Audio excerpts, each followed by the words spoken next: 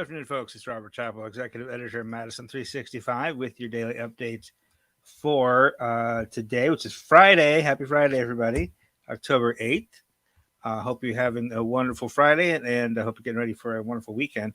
I have to let you know that the update today is brought to you by Steinhaufel's.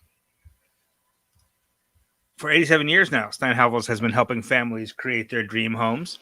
During Steinhaufel's 87th anniversary sale, they're celebrating with savings of 35% off, plus an extra $87 off any purchase of $17.99 or more.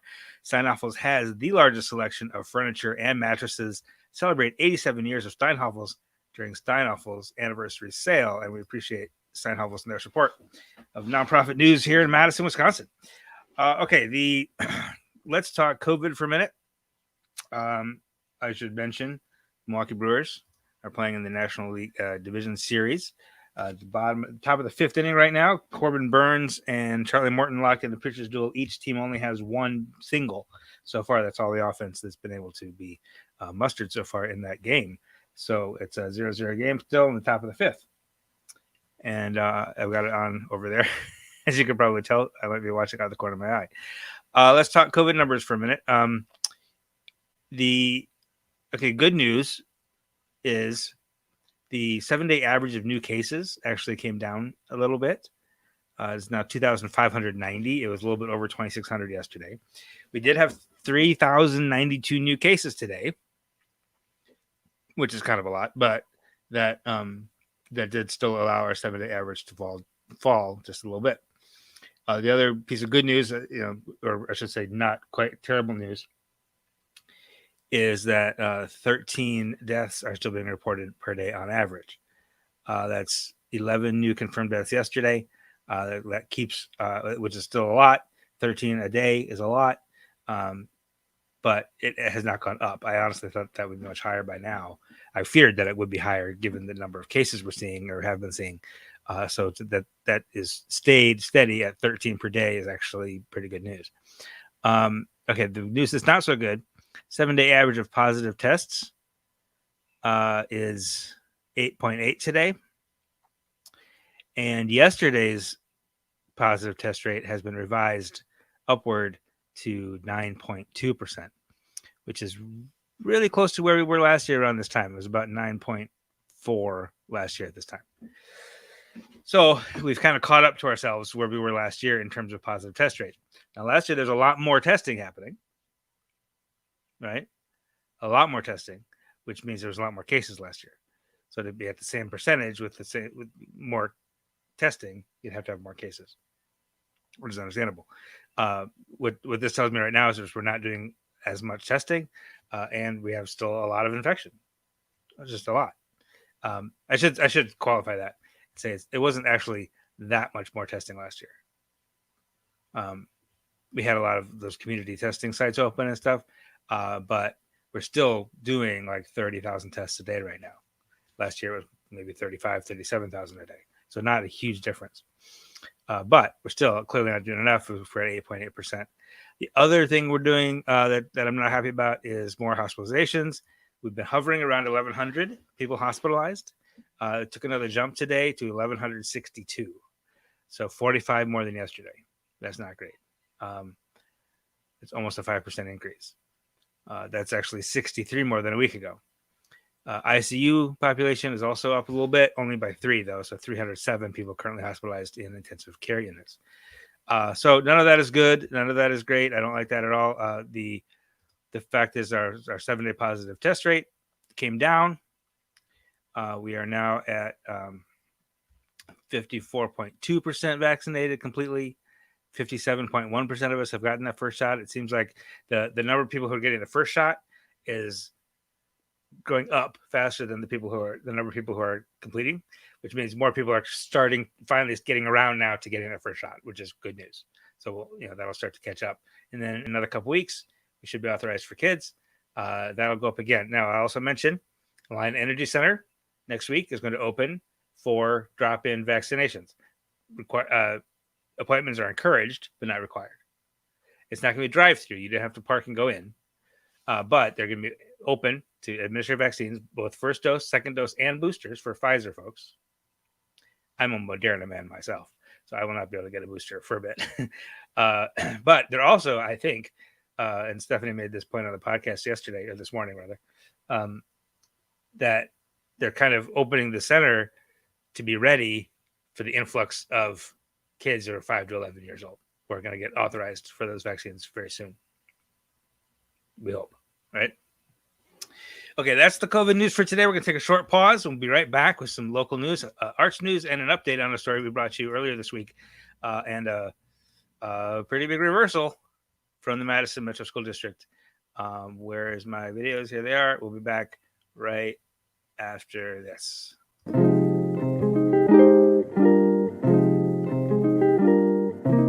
Hi, this is Angela Russell, host of the Black Oxygen podcast.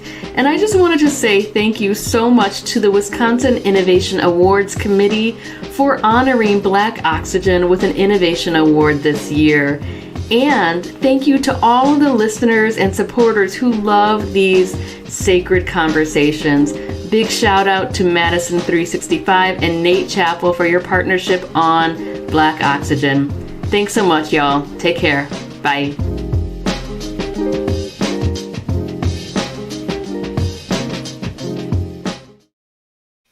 That's right, award-winning podcast, Black Oxygen, every Monday at Madison365.org/Black Oxygen or Stitcher, Spotify, Apple Podcasts, Overcast, wherever you listen to podcasts. You can just search for Black Oxygen, subscribe. It is now officially an award-winning podcast with the Wisconsin Innovation Award for Nonprofit.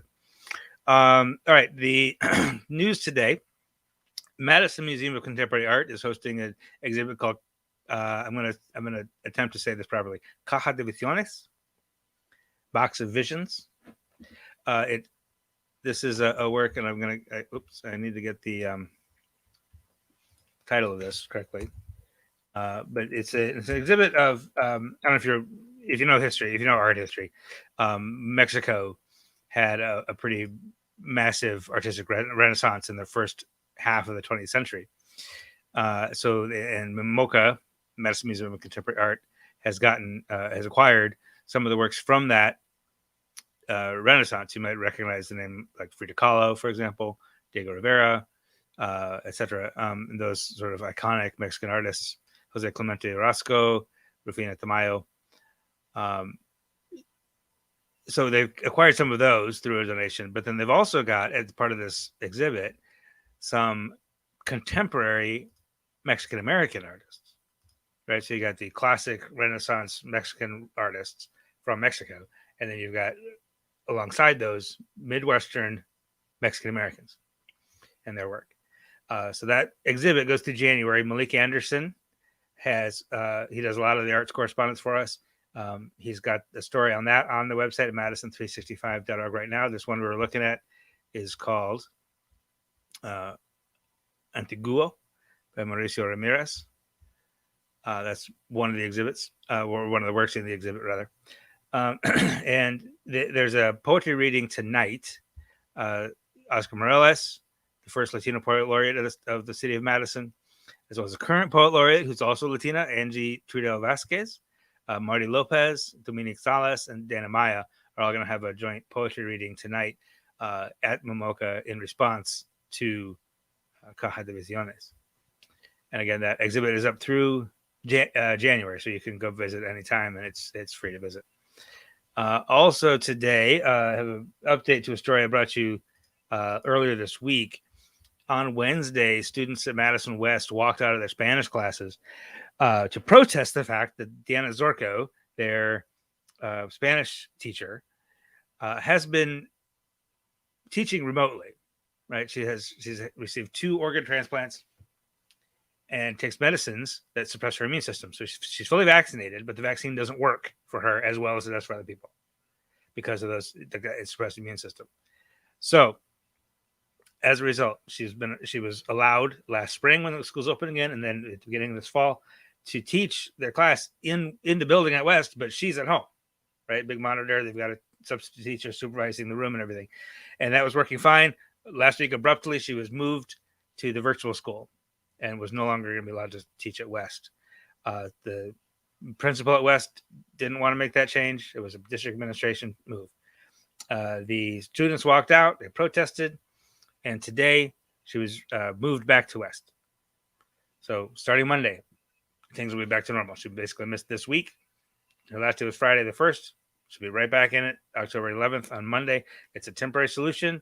They're still gonna be negotiating whatever for second semester. But the fact is that the attention that the students brought to it, and then the media coverage, we covered it, the TV stations covered it, Cap Times covered it, and that brought a lot of unwanted attention to the school district. And they changed their mind, which often happens when you get unwanted attention on things.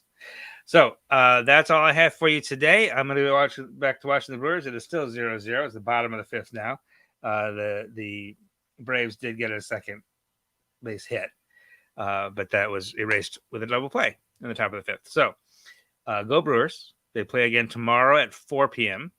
at American Family Field. Then they'll head to Atlanta for 2 games, and then the last, if there's a fifth game necessary, it will be back here in Milwaukee next Wednesday, I believe. So enjoy your weekend, and we'll be back here Monday with an update on the coronavirus situation, as well as on all the other local and state news for you here in Madison and across Wisconsin. Have a great weekend. We'll see you soon. This is 365 Media.